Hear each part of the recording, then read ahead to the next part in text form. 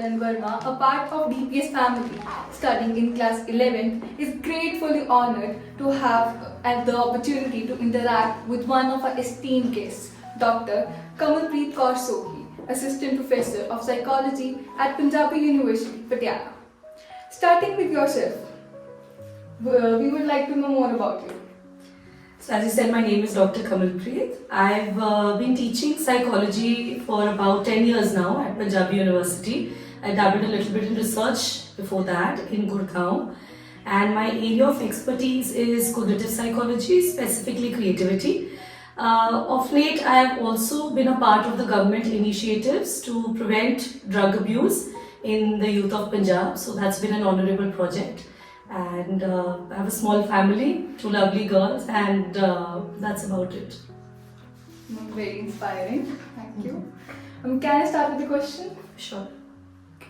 What motivated you to pursue psychology as a field of study, and how do you believe your own experiences align with the qualities of a successful psychology student? Right.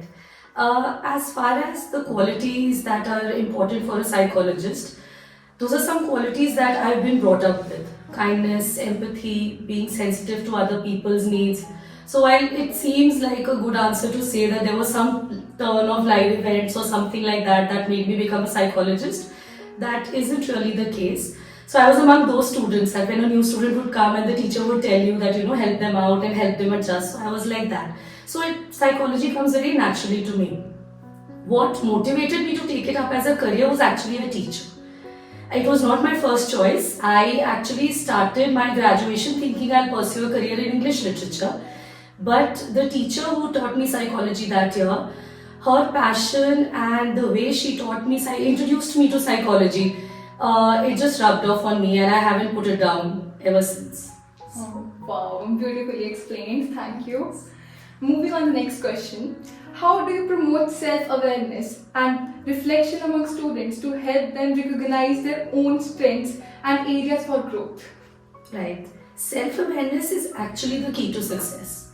Having a certain quality or having a certain strength, that is not the key to success. The thing is here, the role of parents is very, very important. Your guides, your teachers, your parents.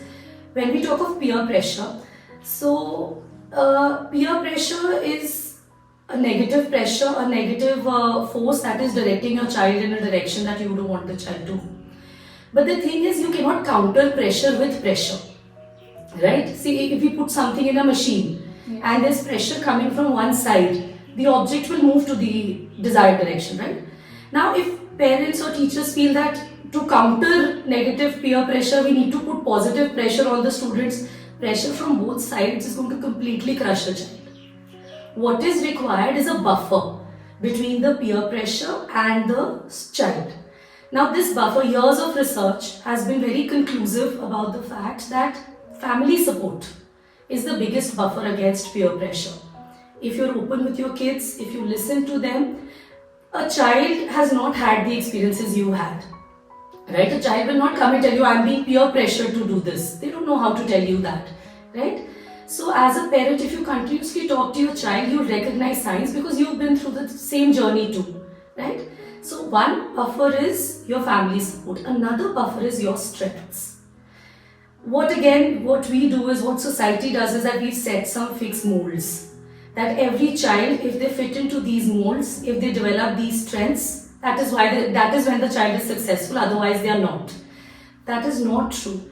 The confidence that comes from realizing your actual potential, from doing well in what is your interest and what is your strength, that is what acts as a very strong buffer between peer pressure and between you. So to be aware of one's strengths, to be aware, you need to be given the opportunity to be aware. If you're told from the very beginning, this sport, this academic, this field, then you will not even explore it, right? So give children the opportunity to explore, to see what they're good at. There will be weaknesses too, we all have them. And that is not where the focus should be. Focus should be on growth and strength. Yes, ma'am. Elegantly elaborated, ma'am. Thank you. Ma'am, so in the same line of thought, as a student, we experience a lot of peer pressure around us. Can you discuss your approach to help students build confidence against it? Peer pressure is, what is peer pressure? It is when those around you are in some way pressurizing you to do something that you don't want to do, right? So, the confidence or the assertiveness to stand in the face of that pressure and say that I will not get swayed by it is if you have some weight, right? If we keep a piece of paper in the wind, it's going to get blown away with the wind. But you keep a rock in the wind and it's not going to move, right? So we need to become strong, and that strength, like I said, comes from when you are confident. When you will be confident or assertive is when you are so sure of yourself, and that surety will come when you explore your strengths, when you achieve your potentialities. Yes, ma'am. Thank you, ma'am. Apart from students, there are parents. What are the most important positive tips you could share for parenting with the parents of this era? Right.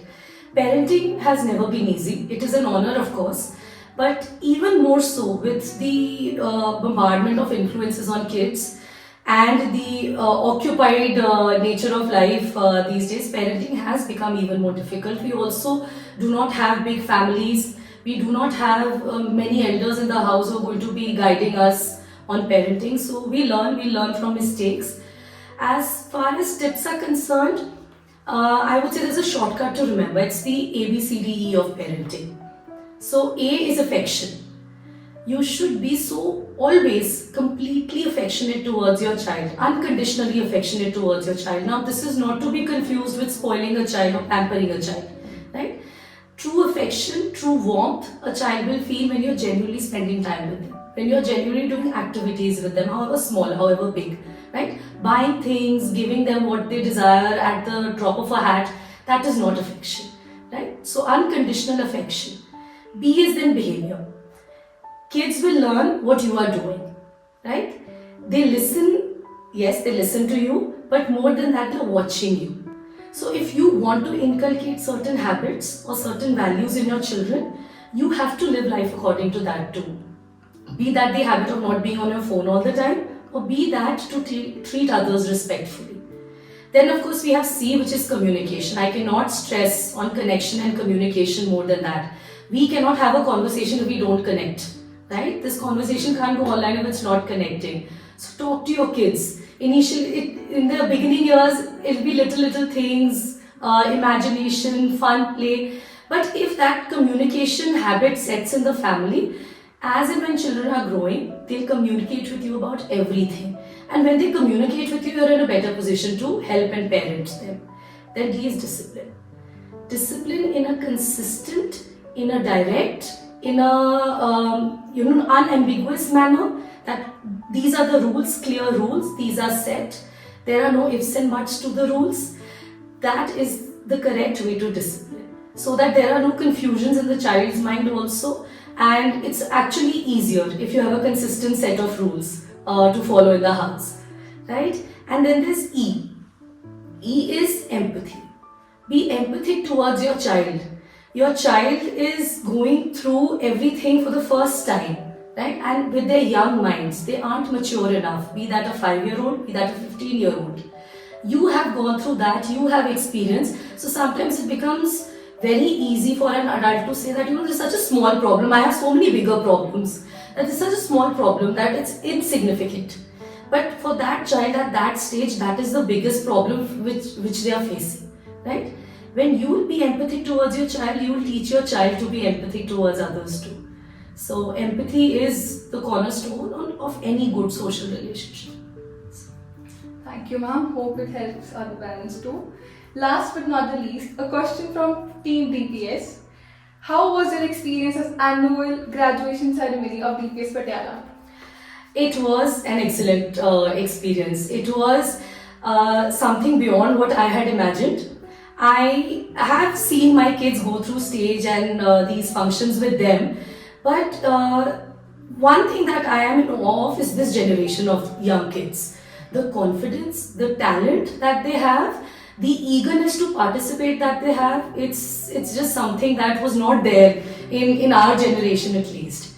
But with the show, the performances, the ideas, right from the small props to the kids' expressions, to their costumes, to the lighting, to the choice of theme and the choice of songs, it was, you could clearly see that the students, the teachers, the staff, they have put in so much hard work and with joy and warmth, right?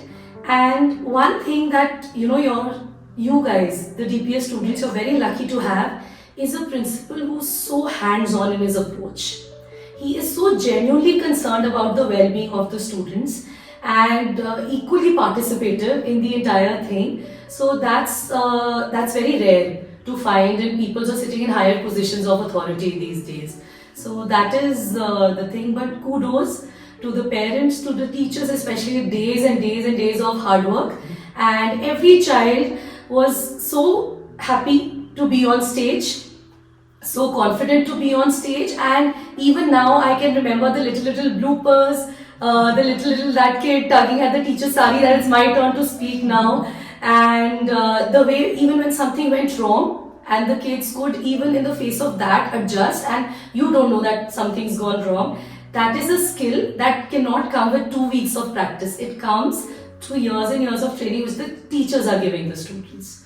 So it was a great experience. It was wonderful. There are no words that can truly do justice to what a beautiful and well organized function it was. Thank you, ma'am. Thank you.